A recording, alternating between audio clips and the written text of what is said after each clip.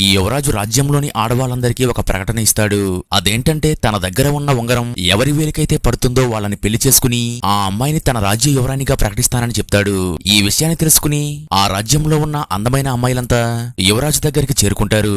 అయితే మొదటగా లావుగా ఉన్న ఒక అమ్మాయి వచ్చి యువరాజుని ఉంగరం తొడగమని తన వేలు ఇస్తుంది. అయితే ఆమె లావుగా ఉండడం వల్ల ఆమె వేళ్లు కూడా లావుగా ఉండి యువరాజు తొడిగే ఉంగరం ఏమాత్రం పట్టదు.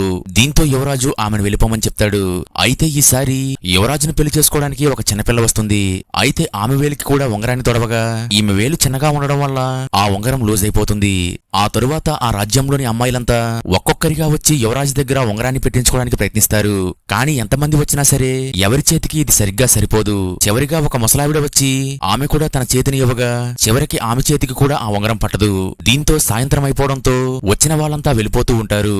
అప్పుడు యువరాజుకి కోపం వచ్చి తన తండ్రిని పిలిచి దీన్ని ఎలా తయారు చేశావు, ఒక్కరి చేతికి కూడా ఇది పట్టట్లేదని తండ్రి మీద విసుక్కుంటాడు. అప్పుడు రాజుగారు సమాధానం చెప్పలేక అక్కడ నుండి వెళ్ళిపోతాడు.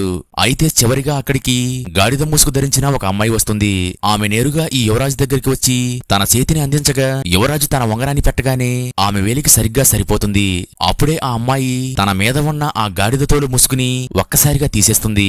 అప్పుడు ఆమె అందాన్ని చూసి అక్కడున్న వారంతా ఆశ్చర్యపోతారు.